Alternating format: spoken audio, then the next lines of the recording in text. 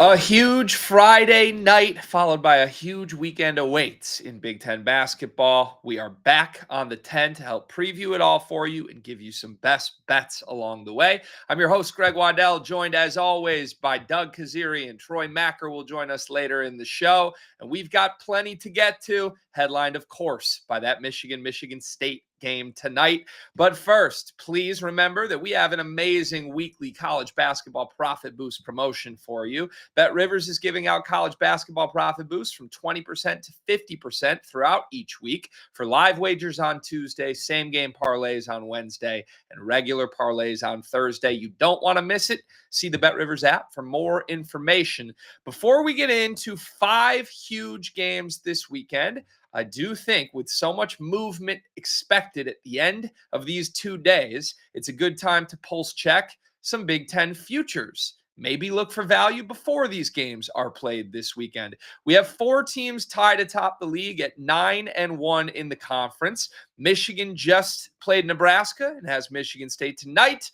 Michigan State has Illinois next week. After that Michigan game, Nebraska and Illinois meet this weekend as well. It's a gauntlet. Losses are coming. As we sit here today, Michigan is even money the favorite to win this league. Illinois plus 250, Nebraska plus 275.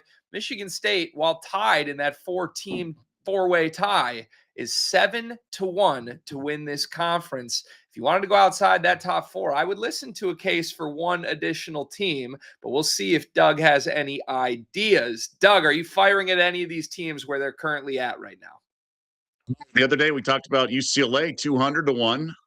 Great value we have now because that's all the way down to 125-1. No, I think you're onto something here with Sparty. The way you mentioned it, obviously so much depends on what happens tonight, but this Michigan team really leaves a lot to be desired, and I think you have to kind of start with the favorite, and if you think you want to beat the favorite is a term we use in horse racing, right? If there's like a 2-1 or an even money horse, and you're just like, sometimes you get stuck putting them in an exacta or trifecta because you don't want to beat the favorite. But here I do, because I have been very unimpressed with the Wolverines and this Penn State team. We thought it was crazy that they almost took down Michigan. Now, the fact that they're 0-10 and almost took down Michigan makes you really wonder, because it's not just that one game. We see that all the time. It's not really just that one outlier performance for the Wolverines. It's 7 straight losses against the spread. It's really having trouble when they went to Oregon, a Ducks team that's just been blasted without their 2 best players. Oregon was leading at halftime. So I'm more than happy to beat the favorite here, and that means there's going to be line value and futures value elsewhere in the conference odds.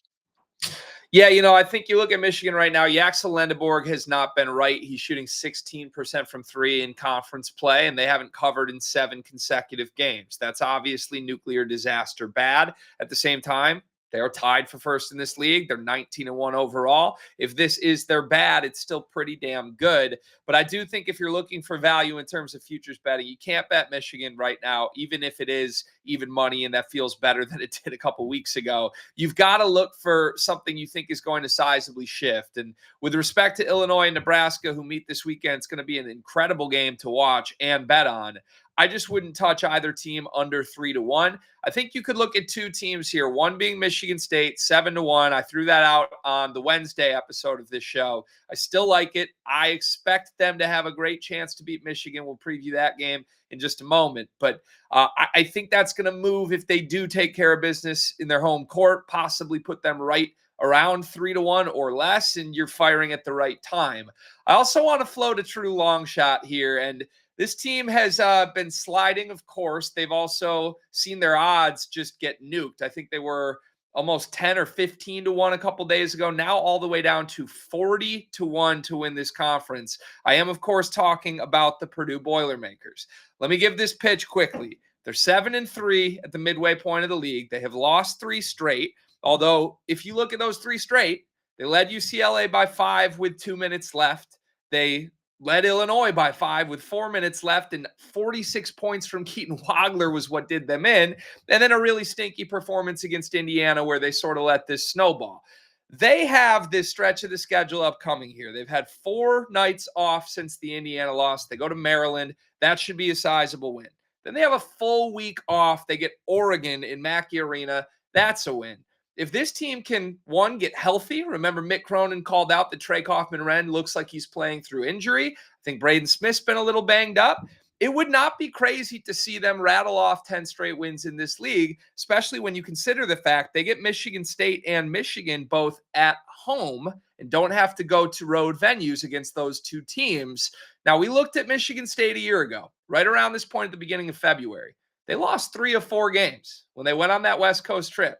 And then they came out of that stretch and won 9 straight to win the league by 3 games. I just think getting the preseason number 1 team in the sport at 40-1 to win this league is something I never really envisioned. So I have placed a unit on this. I'm not saying it's going to happen, but I think the dominoes are lined up in the right way for this to break back toward the Boilermakers. Do you think I'm crazy for this, Doug? Not at all. There's certainly value. It's just, the margin of error, because what happens in these situations, this is part of anything, right? You have 4 teams right now at 9-1 in conference play, right? So yes, Purdue 7-3, and we got plenty of basketball left, but the outcomes that need to occur to enable this, not just Purdue to handle their business and win some big games, right? They have around the corner at Nebraska, at Iowa, and then later in the season, that's it for the road, right? Like going to Ohio State and Northwestern's doable. So as long as they win a couple games that, are going to be coin flip on the point spread, so to speak, they need to just catch a little luck, but that's not even money. It's 40-1, 30-1. So I like where your head's at. Yeah, I think that one game that's going to matter most to having a real shot at this down the stretch is going to be Purdue at Nebraska. 3 games away, but like I said, they've got basically 2 weeks to get healthy and prepare for that. And you flip to Nebraska, they've got their own availability concerns. We'll see if Frager's back for that game. So we can monitor this. We'll do more check-ins as we get closer and closer to March Madness. But I would look at Michigan State and Purdue if you're looking for any futures value right now. Speaking of the Spartans, they are playing host to their in-state rival Wolverines in what I believe is the biggest game this conference has had to offer this year, and arguably the biggest game in this rivalry in at least 5 years. I looked this up earlier this week. These two teams, Michigan and Michigan State, currently sit at 2nd and 7th, according to KenPom. That is the lowest combined total in this rivalry's history. This is technically the best caliber matchup relative to the other teams each season that these two teams have ever played. And there's a lot on the line, of course, with both sitting in a tie for first place. It's essentially a pick 'em. Michigan -1.5 is where the line has moved. But Michigan State just under plus money, -107 on the money line at home. Our total is 147.5. Doug, what do you like here? Like Sparty, I just touched on Michigan having some issues. And, with these kind of things, I'm all about anticipating versus reacting, because that's how you win in this business, especially betting the NFL, things like that. You can't just react to what you last saw.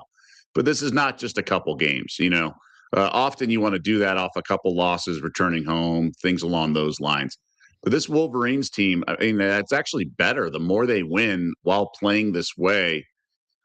This could be one of those things where in the middle of the summer, you get a report on why stuff was going wrong, or maybe it's not necessarily wrong. Maybe just the market was overvaluing them and they peaked in November, December. But either way, with a coin flip game, I got to go with Tom Izzo and the Spartans team at the Breslin Center. It should be an electric atmosphere. And Michigan just hasn't been that sharp in a lot of ways, turnovers, whatnot. So there's no reason in my eyes to back Michigan. Now, that doesn't mean they can't win. Obviously, I don't have tomorrow's newspaper, but I just think there's no reason to really bet on the Wolverines. Yeah, I'm with you. 7 straight wins for Michigan State in this rivalry in this building. It's a ferocious place to play for anyone, but especially this team and this program. And, these two coaches, Dusty May, Tom Izzo, could not be more philosophically different. Dusty May has gone out and dominated the transfer portal, and you could argue tampered away opposing players from conference rivals. And Tom Izzo is Mr. Development, Mr. Stay true to his guys. And I think that more so than even any other rivalry in the sport, really the stylistic differences make these two programs really despise each other. And especially when it's Michigan State at home, there's just an extra edge because of all of that. And there's an edge of familiarity to the rivalry and the intensity, the physicality needed to win a game like this, because everyone on the Michigan State roster has been through it, and half of Michigan's roster hasn't. And I do think that's contributed to the recent success. I also think these two teams are, as different as they've been built, they're very similar. These are the two best defenses in college basketball. These are two teams that get it done by dominating at the rim. And, you could convince me this is going to be a game where neither team can get anything easy in the half court. I'm trying to envision how Michigan State scores against those towers that Michigan has in the paint, and I don't think it's easy. They're going to have to get out in transition, but I do think Michigan State will dominate the boards. Michigan's just been okay for how big and monstrous their front line is, and Michigan State's the best rebounding team in the sport. I would have expected Michigan to be about 2-point 2-point underdogs on the road at Michigan State, and the fact that this is essentially a slight Wolverines favorite makes it a must play for me. I'm on the Spartans with you, Doug. Let's get Troy in here for some additional insight. Troy, how are people betting this game? Yeah, it is split, which is really fascinating given, I'll say one thing about the Nebraska-Michigan game is, so yes, Michigan came away with the win, and obviously I think that plays a large part in the line that was set. But, if we remember, they had about 20 more free throws than Nebraska. Nebraska missed its last 11 three-pointers after being red hot in the first half. So that is an escape if there ever was one. That was not a surefire victory. They played an excellent second half, but they realistically should be coming in here with a loss. And one thing as we get to another game, Doug mentioned this a couple episodes back, is sometimes these lulls, the losses happen in twos. If you count that as a loss, certainly the momentum is from a victory. But I think that this is definitely a place that Michigan State should win. If we're talking about the betting, 54% of the money and 59% of the tickets on the Spartans outright. 62% of the money, 54% of the tickets on Spartans to cover, and 53% of the money and 57% of the tickets are on the under. We had more tickets on the over. That is since in the last few hours pushed back to the under. Under right now is 147.5. It has gone up from 146.5. I come on a lot and give you trends. Those are trends that you can play and back if you'd like. And sometimes, you get trends 3 of 5, 5 of 7, whatever. But the trend you mentioned, that I think is really the backbone to what I'm playing here, and I think a lot of people are going to play here, is Michigan has failed to cover the spread in 7 in a row. On top of that, you need another trend that is stronger than 3 of 6. Well, how about this? And it kind of caught me off guard. Michigan State has won 10 in a row at home against Michigan. I didn't expect that. They've won 4 in a row in this series. All the trends are lending itself towards Michigan State. We can look a little bit further. Michigan State has covered the spread in 4 of their last 5 on the opposite side of Michigan, obviously not covering in 7 in a row.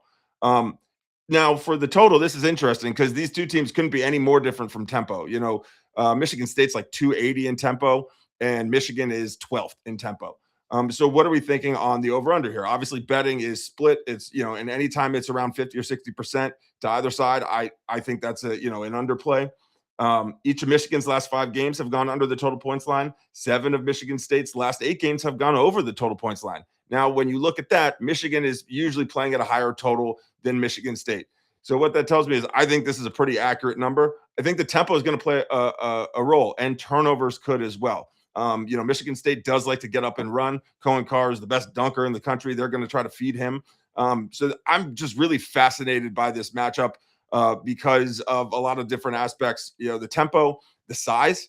They're 2 really good big men for both sides, but could Morez Johnson be a difference maker? Who's going to guard him? He's going to have size on his matchup, but Michigan State has often been undersized and they play bigger. That is Tom Izzo's bread and butter. Way back to Draymond Green, who is a powerhouse down low, who is certainly undersized. So, if I really tried to break it down, I would think I'm not sure which way to bet. I'm going to go back to the trends that we know and what's taken place over the last 7 games and what's taken place in the Breslin Center in East Lansing, and that is Michigan State to beat Michigan. It feels like one of those spots where I can live with being on the wrong side, backing the home team Yes. here. I don't know that I could live with myself if I talked myself schematically into Michigan and Michigan State just pounced on them like they've done for a decade. So we'll see. It will be a highly entertaining game. Thank you, Troy, for the additional insight. Let's turn to two games on Saturday next, beginning with Ohio State at Wisconsin. We project this line at Wisconsin -3.5, total at 157.5.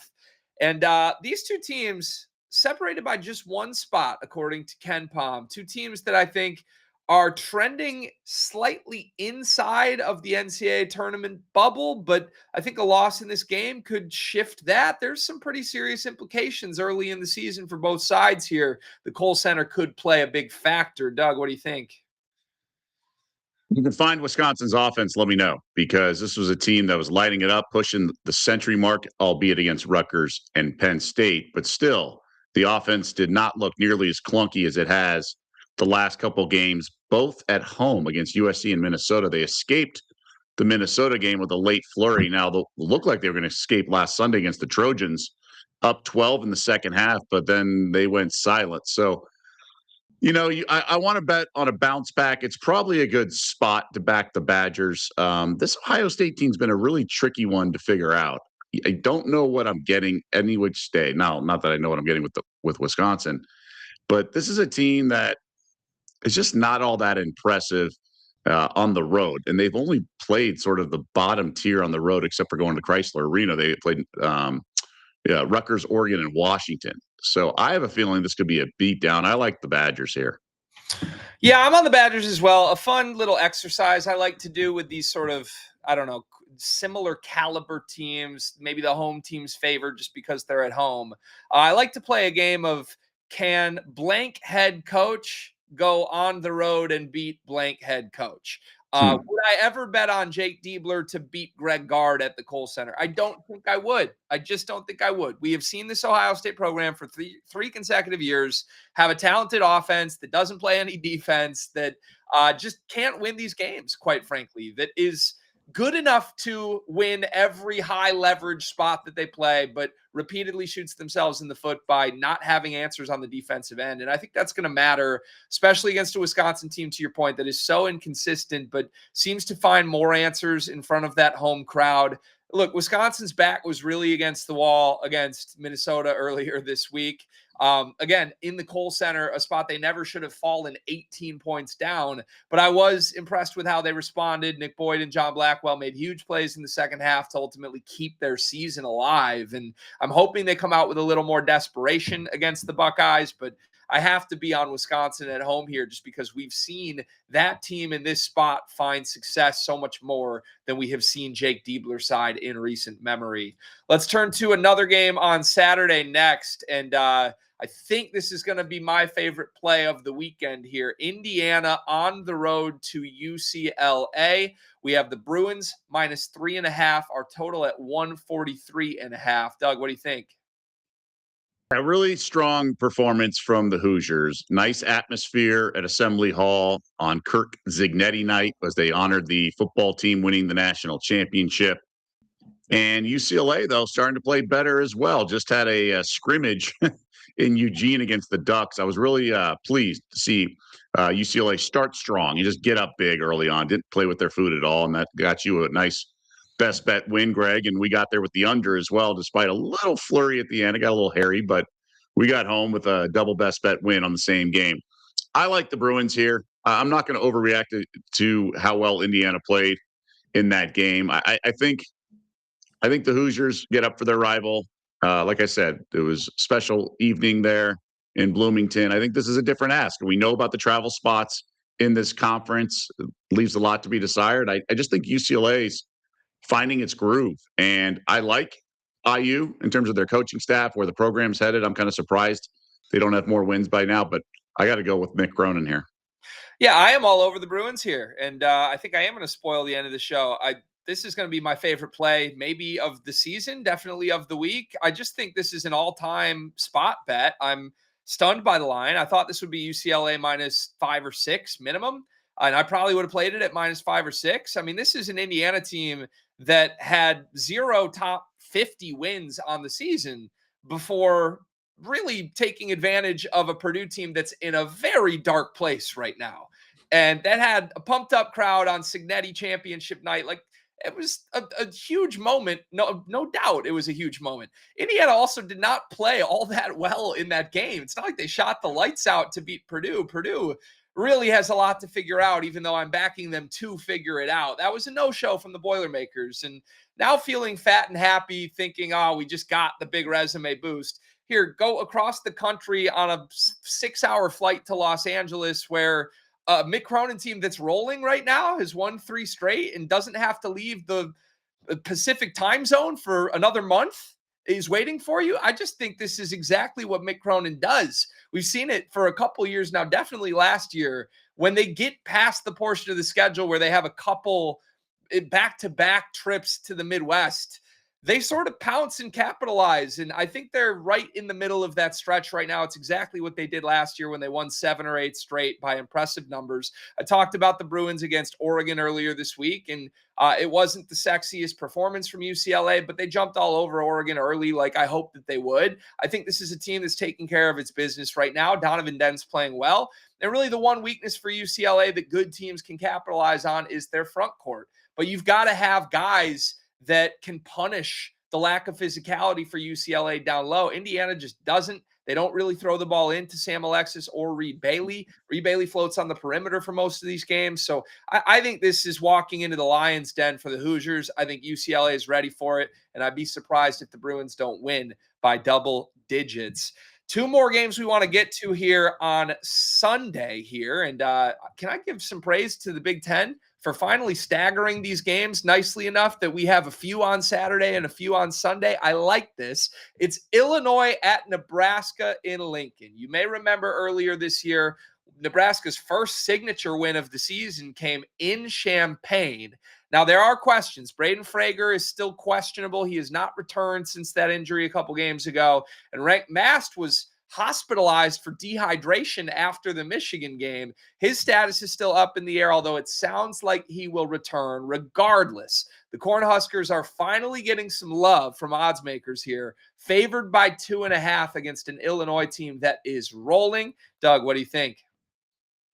No surprise, Illini did not cover last night. A respectable Washington team in town, and that was a sandwich spot of all sandwich spots, right? Going to Mackey, big win. You mentioned the 50, nearly 50 burger, and then with Nebraska and Lincoln on deck. So I'm not going to overreact to Illinois playing with their food a little bit. I actually thought they handled their business, all things considered, even though they didn't cover the spread. Who cares? Like they led basically wire to wire. This Huskers team, I'm a little apprehensive. I don't want to back them in this spot. Troy was mentioning these coming twos. They finally lost. I just think they left a lot on the court there in Ann Arbor. And shorthanded, yeesh, I think this is Illinois win written all over it. Yeah, I think I'm with you, Doug. I do. I think one of my favorite sort of situational things to take on in the middle of a Big Ten season is a quote-unquote better team that lost the first time around and gets a second chance at the same team. Now, look, Nebraska's great, and I don't mean to downplay them whatsoever. I think they really can make a Final Four run at full strength, especially. But this Illinois team arguably has been the best team in the country since January 1st. I mean, that's not an exaggeration. And I don't think people have fully caught up to that just yet. This offense is dominant. This offense has not skipped a beat since Kylan Boswell went down. And you think specifically about this matchup with Nebraska, the way Nebraska traps post touches and scrambles out to the perimeter. Talked about it before on this program. It's really important to have 1 to 2 guys on the opposing offense that you are comfortable baiting into 3-point attempts. When Kylan Boswell was available for the first game, he was one of those 2. They wanted to live with Boswell and Stojakovic and scramble and get a good closeout because Boswell's been such an inconsistent shooter. They've replaced him largely in these 2-3 games without him with just standstill elite spot-up shooters, Jake Davis and Benham Rickhouse. I think those guys are going to make it harder for Nebraska, even without Kylan Boswell in this game, if they can continue to shoot the way they've shot in recent games. I love the Illini in this spot, and I'm going to be taking them on the money line. Let's get Troy back in here. Troy, what else can you add for us?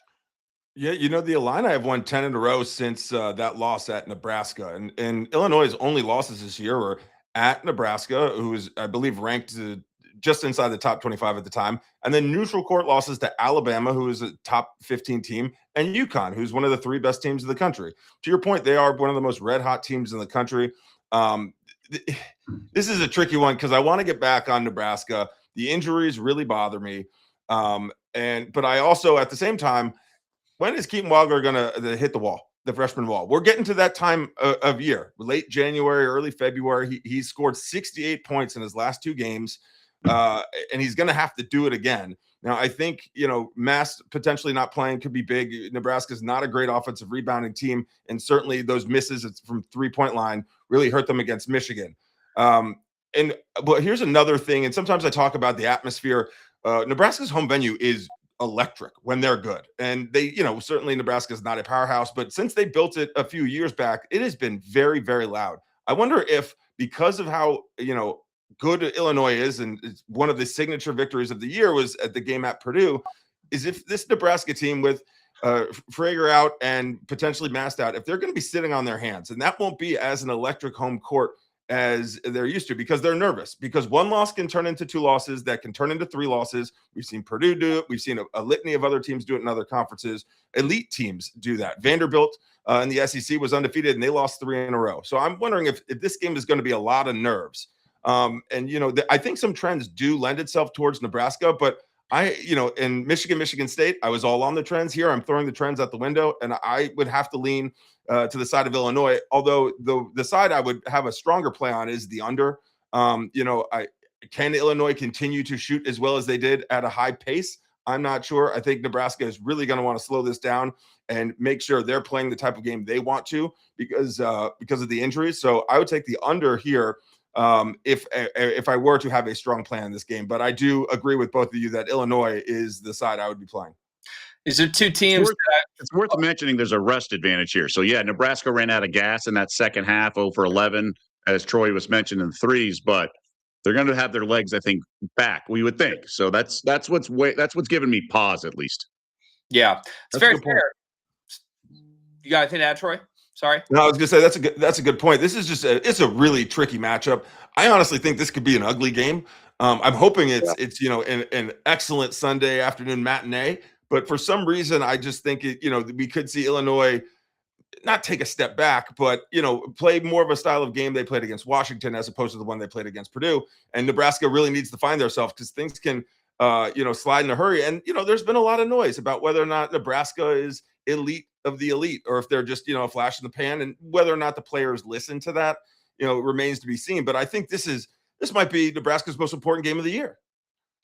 Yeah, I think it is. I think I looked this up earlier this season, and they're still undefeated at home. I believe Mast has lost one game in his 2 full seasons at Nebraska at home. It's crazy. So easier said than done, of course. Probably fair for Nebraska to be favored, even with the injury and health questions. But these are just 2 teams I've been tailing for a month now. I wish I didn't have to choose. I'll take the plus money with the Illini, and we'll see what happens. One more on Sunday here. I spent a lot of time talking you guys into Purdue having some sort of season turnaround soon.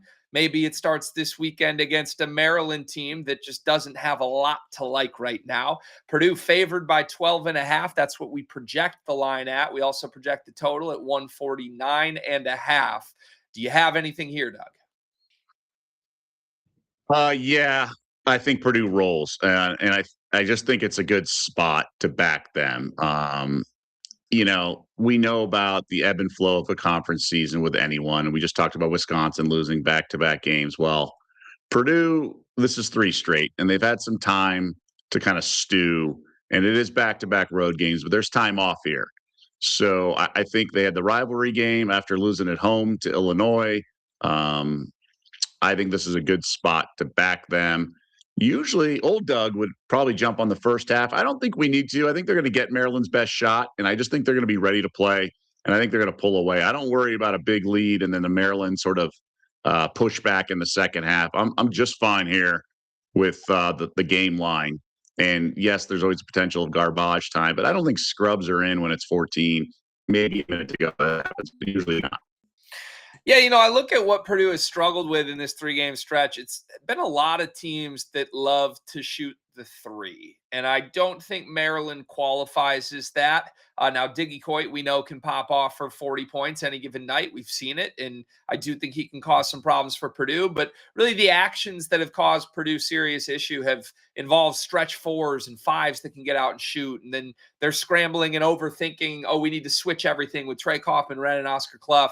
I just think the defensive approach for Purdue in this game is going to be a lot more simple fundamentally and something they're capable of, quite frankly, as opposed to what they've been trying to do defensively against a few of these other teams. They're going to be able to just put CJ Cox, their one great perimeter defender, on Diggy Coit and tell him, don't leave him, go over screens, make it tough.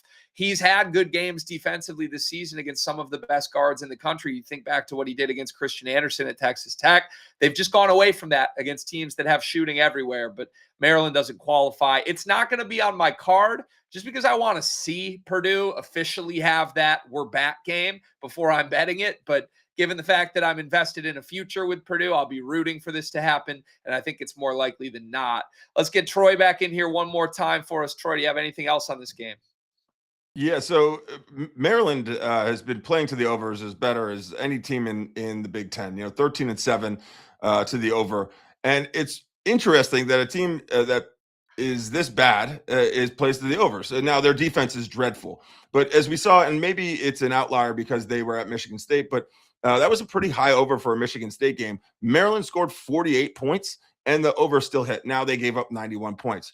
If you want to be on the over here, which I probably would be, it's 149.5. Purdue in their wins scores upwards of 77 to 80 points. You need Maryland to score points. Diggy Coit obviously is one of just two players in the country to score 40 points more than once, though he is mercurial as it gets. So I think this is a big win for Purdue. I want to be on the over here, but the one I'm actually stronger on is right now it's Purdue minus 12.5. That's a tentative line. You'll have to wait until Saturday morning for the line to come out. I'd alt line it. I think we could get Purdue by 18. So if this is 14.5, I would bump that up to 16.5, maybe 17.5. I just think Maryland's defense is so poor. There's still, there could be some inclement weather here in the East Coast. And I think this is a perfect get right spot for Purdue. I don't always believe in get right spots because 18 to, I guess at this point, 25-year-olds in college are not the most, consistent people in the world. But I think this is the perfect opportunity for a big game for Braden Smith, Trey Kaufman, Ren coming off a 20-point performance. I don't think Maryland's going to have any answers. I don't think the spread can be big enough, in my honest opinion. I do think you're right. If you like Purdue at what we project the spread to be, you might as well go bigger and get yourself some bigger odds. To me, it's basically, do you think this can be a 20-point or more blowout or not? So I like that angle, Troy. Thank you very much. Okay, that's the 5 we wanted to get through for Big Ten hoops this weekend. Let's end the show with our best bets. What's your favorite bet on the board, Doug? Couple games have certainly caught my eye. The one we just discussed, some ones we did not discuss, like Iowa at Oregon, things like that. But I'm going to roll with the Badgers here. I think they bounce back. Now, they can lose to anyone. So a third straight loss is certainly not out of the realm of possibility. Heck, we just saw Purdue lose 3 straight. But I think Ohio State's kind of ripe to get their tails kicked in. I think the Badgers are going to bring the energy. Now, the Buckeyes do defend the 3 relatively well, middle of the pack of the conference. Maybe top half, I should say. But I still think the Badgers are going to shoot well. I think it's going to be a short enough number that I'm going to want to be on whiskey here. Anytime you can use your best bet on fading Jake Diebler, it's a great move. So thank you. I'm going to go with what I said is my favorite play of the year, and I really do think it is. I'm taking UCLA here at home against Indiana. I think they roll. I think this is a non-competitive game for most of the second half if UCLA does what I think they're capable of. And I got to say, as we go through this is one of my personal favorite boards that we've seen in college hoops this year. Sometimes we come on the show and it's like, we're staying away. It's a lean. I think I might have 6 or 7 plays in this conference this weekend. And I would have, on a normal weekend, probably given out Michigan State as my best bet on Friday night. I think Purdue is a very strong play as well. So hopefully to our listeners at home, you gained some insights from this, and we can all ride it to some cashes this weekend at Bet Rivers. Thank you, Doug. Thank you, Troy. Reminder, we do this show twice a week, every Wednesday and Friday on the Bet Rivers Sports Network. We're part of College Sports Rush, where there's a bunch of other great content for you, including Sports Bettor's Paradise with Jimmy Ott. We will be back again next week. Make sure that you're taking advantage of those College Hoops weekly profit boost promotions. In the meantime, gamble responsibly, everybody, and we'll see you again on Wednesday.